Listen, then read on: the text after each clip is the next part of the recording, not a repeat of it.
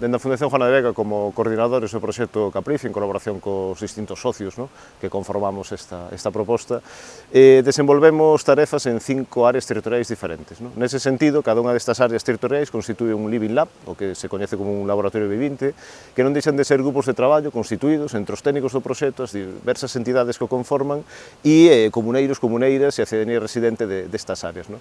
En esa línea temos un proceso de participación aberto con todas estas comunidades locais, nas que imos trazando que montes queremos para o futuro. É un proceso en 3 fases, que hai unha certa decantación, con unha serie de eventos de participación, talleres, fixemos máis de 15 eventos deste tipo, acompañamentos a campo, etc.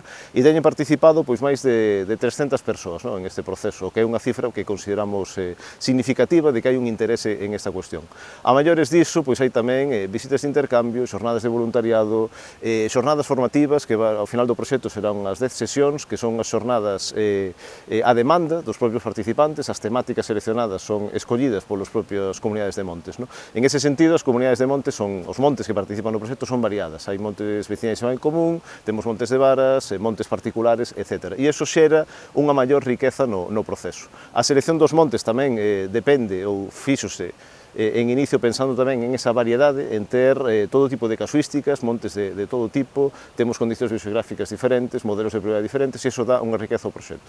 Resultante dos Living Labs, pois salen unha serie de propostas de cara ao futuro, líneas de actuación, moitas veces vinculadas á propia xestión forestal, pero en outros casos tamén da xeración de bioeconomía. Unha das líneas do proxecto é precisamente a procura de emprendedores, estamos realizando o que chamamos un mapa de talento, onde xa temos máis de 600 inscritos con propostas potenciais para que esa xestión do monte sexa máis multifuncional de cara ao futuro. A modo de exemplo, en canto ás propostas recollidas, si ben é certo que agora están en esa revisión técnica para ver a súa viabilidade e demais, temos algúns asuntos recurrentes, algunhas temáticas que saen nos diversos Living Labs. Por exemplo, a xestión hídrica, crear reservorios nas partes altas do monte para despois evitar esa erosión que moitas veces en zonas que arderon é un problema, eses arrastres que limpan eses solos e que xeran problemáticas.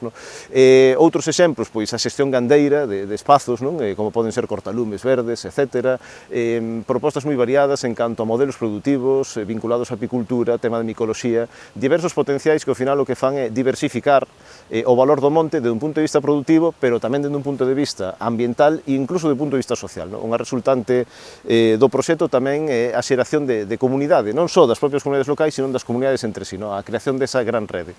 E para nós pois é unha experiencia fantástica en ese sentido, porque realmente é un luxo traballar con ese coñecemento experto local e con esas comunidades locais.